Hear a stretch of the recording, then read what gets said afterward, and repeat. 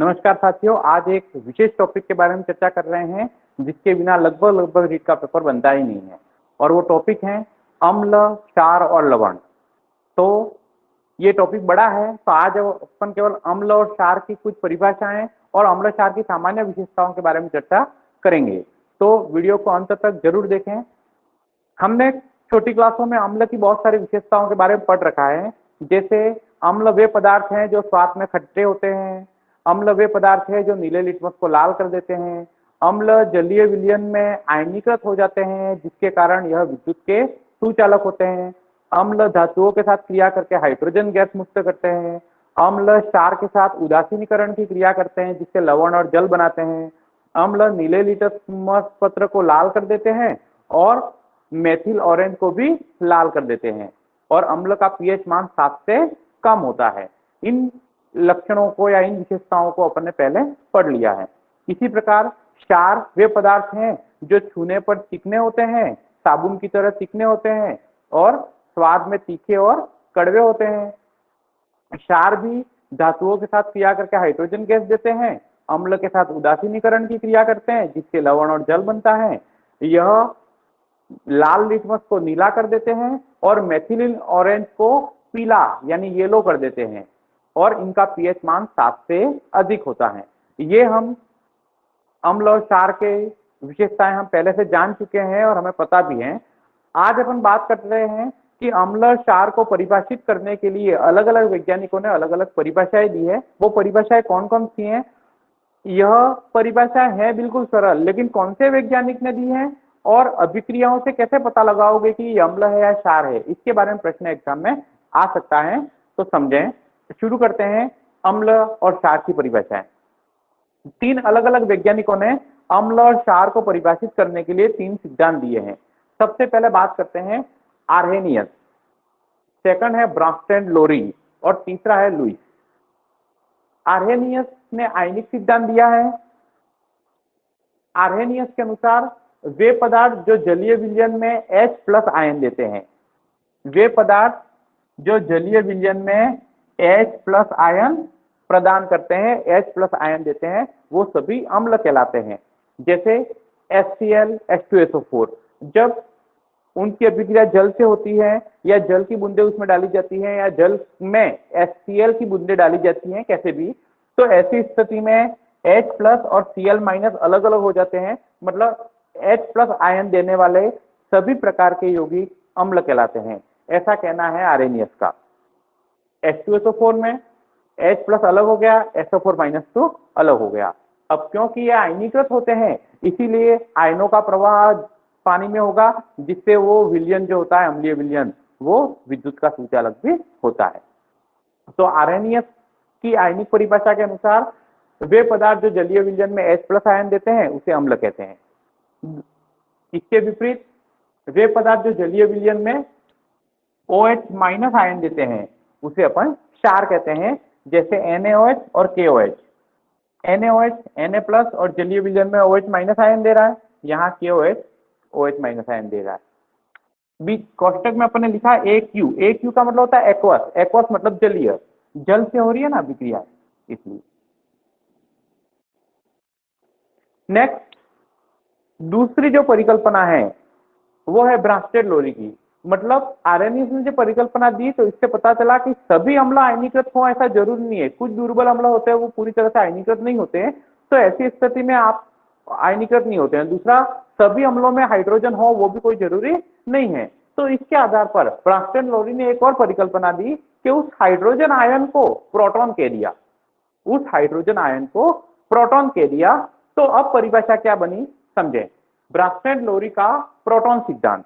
Proton सिद्धांत कहता है कि वे पदार्थ जो अन्य पदार्थ को प्रोटॉन प्रदान करते हैं, यहां H+ आयन देते हैं, मतलब हाइड्रोजन आयन देते हैं, उसकी जगह उन्होंने नाम दे दिया प्रोटॉन देते हैं, प्रोटॉन प्रदान करते हैं। बात वही है, वो H+ आयन को ही एक तरह से प्रोटॉन कह दिया है। उदाहरण समझे, CH3COOH एसिटिक अम्ल, जब उसका जलीय विलयन बनाया जाता है तो CH3COO अलग हो जाता है और H+ अलग हो जाता है। तो ये एक अम्ल है क्योंकि इसमें हाइड्रोजन, ये हाइड्रोजन जो है वो प्रोटॉन है, तो उसने प्रोटॉन दे दिया। किसको, किसी और पदार्थ को जिससे वो क्रिया करेगा, तो स्वयं क्षार बन गया। CH3COO माइनस ये एक प्रकार का क्षार है। तो इसने H प्लस त्यागा, मतलब प्रोटॉन त्यागा, तो स्वयं क्षार बन गया। तो वे पदार्थ जो H प्लस आयन या प्रोटॉन प्रदान करते हैं, उन प्रोटॉन प्रदान करने वाले को ब्रोस्टेड और लोरी ने अम्ल कहा है। दूसरा उदाहरण HNO3, इसका नाम नाइट्रिक अम्ल है। प्रोटॉन मतलब H प्लस प्रदान कर दिया, त्याग कर दिया दूसरों को, और स्वयं NO3 माइनस में बदल गया। तो NO3 माइनस एक प्रकार का क्षार है। परिभाषा क्लियर हुई। इसके विपरीत क्षार किसे कहते हैं? तो वे पदार्थ जो अन्य पदार्थ से प्रोटॉन ग्रहण करते हैं। यहां प्रोटॉन प्रदान करते हैं, यहां प्रोटॉन स्वयं ग्रहण करते हैं, स्वयं रिसेप्टर है। तो प्रोटॉन प्रदान कैसे होता है समझे। जैसे ही कोई तत्व माइनस में बदल गया, इसका मतलब वो क्षार हो गया। तो ऑलरेडी माइनस आयन जब किसी प्रोटॉन से मतलब प्लस आयन से क्रिया करता है, तो ऐसी स्थिति में जब यौगिक बन रहा है, तो ये एक प्रकार का क्षार है जिसने प्रोटॉन को ग्रहण किया। OH माइनस एक क्षार है जिसने प्रोटॉन को ग्रहण किया। जैसे ही प्रोटॉन ग्रहण किया तो H2O में बदल गया। ठीक, तो प्रोटॉन इसने ग्रहण किया, इसका मतलब OH माइनस क्या हुआ? क्षार। CH3COO माइनस, अभी मैंने बताया कि ये जो अम्ल है उसने प्रोटॉन त्यागा तो ये क्षार बन गया। तो ये क्षार है जो वापस इसको ग्रहण करेगा, तो CH3COO माइनस, सॉरी CH3COOH बन जाएगा। तो CH3COO माइनस एक प्रकार का क्षार है जिसने प्रोटॉन को ग्रहण किया। तो प्रोटॉन ग्रहण करने वाले क्षार कहलाते हैं, और प्रोटॉन त्यागने वाले, प्रोटॉन प्रदान करने वाले अम्ल कहलाते हैं। यह सिद्धांत दिया था ब्रोस्टेड और लोरी ने। तीसरी परिभाषा दी लुईस ने। लुईस का यह कहना है कि सब में हाइड्रोजन हो वो कोई जरूरी नहीं है, सब प्रोटॉन का त्याग करें या ग्रहण करें जरूरी नहीं है। कारण यह है कि प्रोटॉन तो परमाणु के नाभिक में होता है, चक्कर तो इलेक्ट्रॉन लगाते हैं, तो जो बाहरी कक्षा में होते हैं वही तो बाहर निकल सकते हैं। वो नाभिक या प्रोटॉन बाहर कैसे निकलेगा? एक थोड़ी सी परिकल्पना में परिवर्तन किया और उसने हाइड्रोजन और प्रोटॉन का उपयोग नहीं करके अपने सिद्धांत में नया शब्द दिया, इलेक्ट्रॉन। तो उस सिद्धांत को अपन लुईस का इलेक्ट्रॉनिक सिद्धांत कहते हैं। लेकिन यहां ध्यान ये रखना है कि उसने एक अकेले इलेक्ट्रॉन युग्म,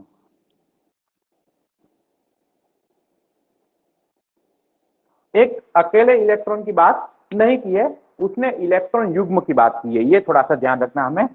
उसने एक अकेले इलेक्ट्रॉन की बात नहीं की है, इलेक्ट्रॉन युग्म मतलब इलेक्ट्रॉन के पूरे जोड़े की बात की है। क्या बात की है समझे। अब परिभाषा ये सेम टू सेम है। कैसे सेम टू सेम है समझे, पहले मैं एक बता देता हूं। लुईस का इलेक्ट्रॉनिक सिद्धांत ये कहता है कि वे पदार्थ जो इलेक्ट्रॉन युग्म ग्रहण करते हैं, इलेक्ट्रॉन युग्म का मतलब इलेक्ट्रॉन का जोड़ा, दो इलेक्ट्रॉन एक साथ इलेक्ट्रॉन युग्म ग्रहण करते हैं, उसे अम्ल कहते हैं। अब उदाहरण पढ़ने से पहले मैं बता दूं, जो प्रोटॉन त्यागेगा वही तो इलेक्ट्रॉन ग्रहण करेगा। कंसेप्ट क्लियर हुआ? मतलब बात तीनों की एक ही है, एक ही प्रकार के उदाहरण है। अब यहाँ कैसे समझते हैं वो देखें। यहाँ ये बनाया मैंने CaO, क्योंकि यहाँ इलेक्ट्रॉन युग्म की बात हो रही है, इसलिए ऑक्सीजन के चारों ओर मैंने इलेक्ट्रॉन बनाए हैं। ध्यान से समझे। CaO का मतलब होता है कैल्शियम ऑक्साइड। कैल्शियम ऑक्साइड में ऑक्सीजन के बाहरी कोश में 6 इलेक्ट्रॉन होते हैं, 1 2 3 4 5 6, और ये 2 इलेक्ट्रॉन कहां से आए? ये कैल्शियम के बाहरी कोश से आए। क्लियर? तो अपना अष्टक क्लियर पूरा कर दिया ऑक्सीजन ने।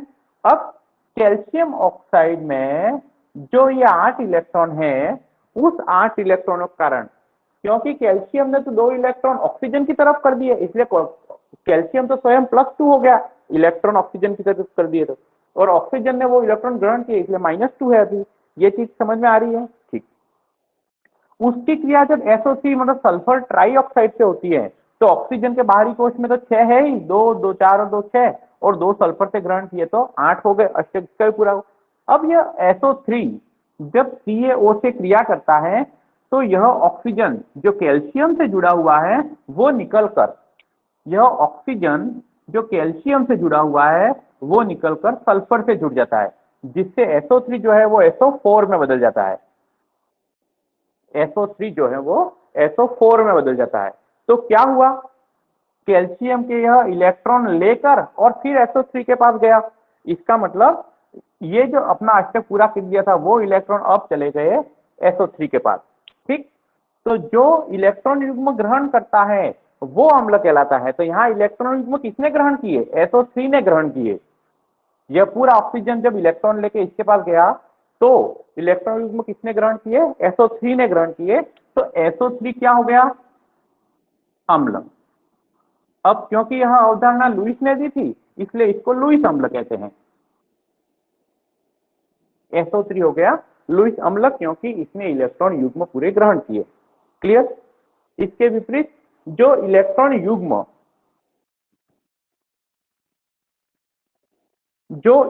युग्म त्यागते हैं, मतलब जो इलेक्ट्रॉन युग्म दूसरों को देते हैं वो क्षार कहलाते हैं। तो ये मैंने बनाया है H2O, H, H और O। H2O ऑक्सीजन के बाहरी कोश में 6 इलेक्ट्रॉन होते हैं, 2 2 4 2 2 4 और 2 6। 2 और कहां से आए? एक इस हाइड्रोजन का, एक इस हाइड्रोजन का। टोटल 8 इलेक्ट्रॉन हो गए। अब 8 इलेक्ट्रॉन से ऑक्सीजन ने अपना अष्टक पूरा कर दिया। अब यह है हाइड्रोजन आयन। जब हाइड्रोजन आयन इससे जब जुड़ता है तो H3O+ बनता है। क्या होता है देखना, यहां पर हाइड्रोजन के पास अपना कोई इलेक्ट्रॉन नहीं है क्योंकि उसने इलेक्ट्रॉन त्याग दिया, इसीलिए प्लस आवेश बना है। ठीक, अब जब यह हाइड्रोजन इस ऑक्सीजन के साथ जुड़ेगा, ऐसी स्थिति में अभी ऑक्सीजन के पास जो 8 इलेक्ट्रॉन है वो इन दोनों हाइड्रोजनों के खाते में भी है, लेकिन जब यह हाइड्रोजन इस ऑक्सीजन के पास जाएगा, ऐसी स्थिति में अपने 2 इलेक्ट्रॉन जो हैं वो इस हाइड्रोजन की तरफ भी करने पड़ेंगे, तब जाके उसका अष्टक पूरा हुआ। तो इस जल के अणु ने अपना ऑक्सीजन किसको प्रदान किया? ऑक्सीजन युग्म, सॉरी, इस जल के अणु ने अपना इलेक्ट्रॉन युग्म किसको दिया? अगले वाला हाइड्रोजन को, मतलब दूसरे हाइड्रोजन को दिया। तो इसने इलेक्ट्रॉन युग्म त्यागा और हाइड्रोजन ने ग्रहण किया। तो जो त्यागता है इलेक्ट्रॉन युग्म उसे क्या कहते हैं? क्षार। इसलिए H2O क्या हुआ? H2O हुआ लुईस क्षार। यहां इलेक्ट्रॉन त्यागा गया है और यहां पर इलेक्ट्रॉन जो है वो इसको दिया गया है।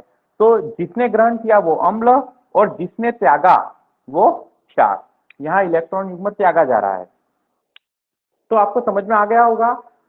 तो प्रश्न 2 प्रकार से बन सकते हैं। एक तो अम्ल और क्षार की सामान्य परिभाषाएं जो हमने पिछली क्लासों में पढ़ी है, और दूसरी अम्ल और क्षार की तीनों परिभाषाएं जो आर्हेनियस ने, ब्रोंस्टेन, लोरी ने और लुईस ने दी है।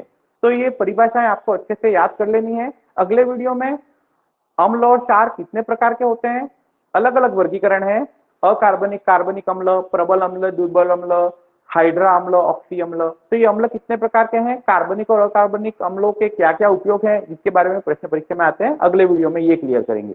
धन्यवाद। वीडियो को अधिक से अधिक लाइक, शेयर और सब्सक्राइब करें।